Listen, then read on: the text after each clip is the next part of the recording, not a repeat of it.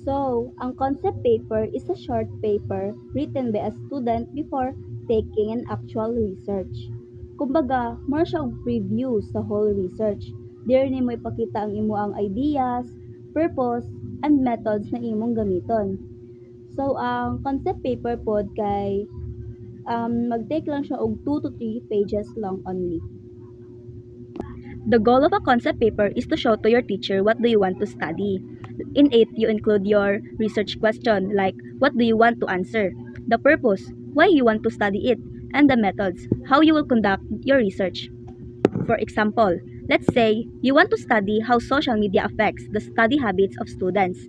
In your concept paper, you would include the research question like how does social media affect the study habits of senior high school students? The purpose is to find out if social media use has a positive or negative effects on students' academic performance. And the methods, you might plan to use a survey questionnaire among your classmates. After that, your teacher will read your concept paper to see if you truly understand your topic. This also helps your teacher to determine whether your idea has a potential or needs a improvement. Sometimes, the teacher may even suggest that you might change your topic if there's a better research question to explore. Concept paper title. The title should be brief and possible and to the point such that by a glance, one would know exactly the paper's intention. The title of your concept paper is the first thing people see is unsa day dapat importante sa makita sa mga tao. Of course, ang short lang dapat siya and dili kayo siya worthy.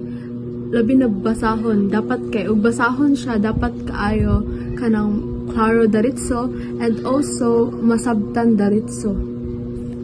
Bahalag short siya pero kanang daritso dayon siya masabtan sa nagbasa. Ang introduction sa concept paper mao ni ang naghatag og brief discussion about sa study. Sa ani nga section i-explain nato nga ngano importante ang research ug unsaon niya pag-contribute sa society. Example, if ang study kay about waste management, sa introduction nato ipakita nga daghan kaayo basura sa community og kinahanglan og solusyon.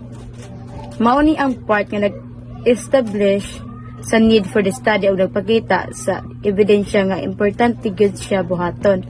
In short, ang introduction murag pasalig og rason nga nung kinahanglan buhaton ang research.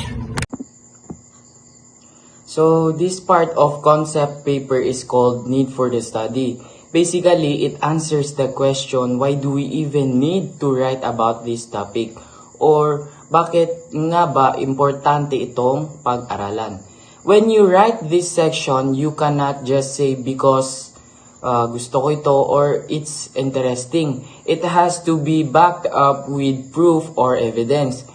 Like for example, if your topic is about student stress, you should show data like surveys, statistics, or articles that prove many students are really experiencing stress. In short, this section explains the reason and urgency behind your study. It makes your readers or panel believe na, okay, this study is really needed kasi may actual problem or situation that must be solved. And also, your sources should be documented and verifiable. Meaning, dapat may basis, hindi lang chismis or personal opinion. Pwede itong galing sa research, government, reports, news, or interviews. The background section is very important in a concept paper because it provides the context of the study. It shows that while research has already been done in the area, there are still gaps or unanswered questions that need attention. This part does not just summarize past studies, but it also points out their limitation and explains why the proposed research is still necessary.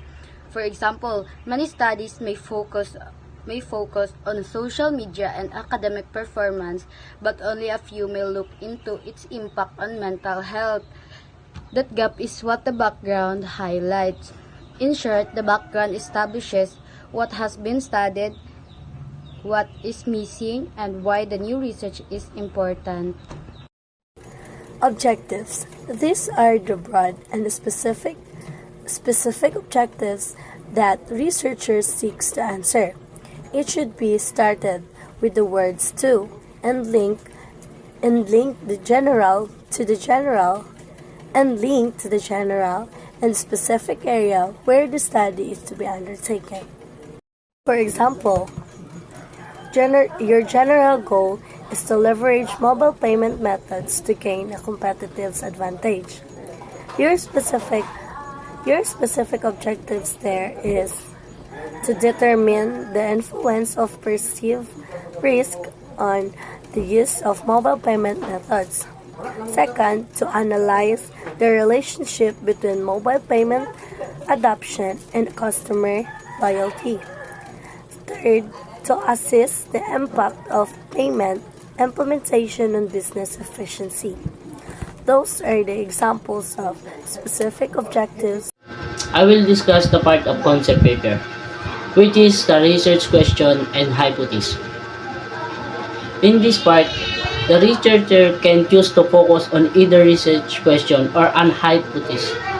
Research questions usually come from the literature and the research objectives, and they guide the direction of the study. On the other hand, an hypothesis is a prediction or an assumption that the researcher tests to see if will it be accepted or rejected by the end of the study. Sa madaling salita, ang bagay ito ay tumutulong upang malinaw kung anong gustong tuklasin ng pag-aaral at nagsisilbing pundasyon ng mga paglalaganap at pagsusuri ng datos. Research methodology. This part explain kung unsaon pagkandak og research, commercial plan or steps kung unsaon paghuman sa study in an organized way. It tells kung unsa nga method ang gamiton, kung kinsa ang study, unsaon pagkuha o pag-analyze sa data. For example, our topic is about effects of social media on student study habits. Magpakandak mig survey sa 100 ka students if naka-effects ba sa ila ang social media silang study time. So basically, these parts guide us on how to do the research properly. Today, I will discuss research timeline. Research timeline is like a schedule or plan that show us kung saan paggamit ang atong oras. While himo ta og research, nagtabang po na sa tuwa para ma-organize each steps, so para dili ta mawala or mabulol sa ulahi. Na ako 5 ka buok example para maka-learn ta og research timeline. Ang isa kay 1. Time management. 2. Organization. 3. Clarify of work. 4. Accountability. 5. Overall view. Mao na siya ang 5 ka buok para maka-learn ta unsa paggamit ang research timeline. Now, kabalo na ta sa uban nga part sa concept paper. But there is one part that is one of the most important parts sa concept paper, which is ang references. So the reference material used for the concept paper must be outlined under the reference section following the APA format. So meaning ani is inyong mga references kay dapat is naka-outline siya ay nakasunod dapat siya sa formal nga way sa pag-outline gamit ang APA format. So why man important ang references? First is ang academic integrity sa inyong concept paper. Meaning ani is dili lang kay naghatag mo og credit sa inyong gikuha ng source kay matawag na din siya reference. Dili po na tumenhan nga ang isa ka concept paper is masaligan or trusted and honest sa inyong mga information while also giving fair and credits po sa gikuha nato information. Second is sa references po nato mahibalan nga ang atong concept paper is dili lang nato ginabuhat nga binuang or nonsense ihang mga sulod since naga-provide man tag mga ideas nga previously nga nabuhat ta sa uban din sa tuwa kay ato lang gi-improve or natay gi-change para mo fit na siya sa tuwang topic which makes our concept paper more believable. And also, diri po sa references kay ipangbutang ang mga links sa gikuhaan natong source. Sa link kay naga-provide dapat siya og author, year, and topic sa gikuhaan nato and mag-give dapat ang credit sa gikuhaan natong information. So overall, ang reference or references is isa siya ka evidence nga ang atong work is credible. Masaligan ay also solid ng iyang mga information nga gi-provide, dili lang siya buot-buot lang.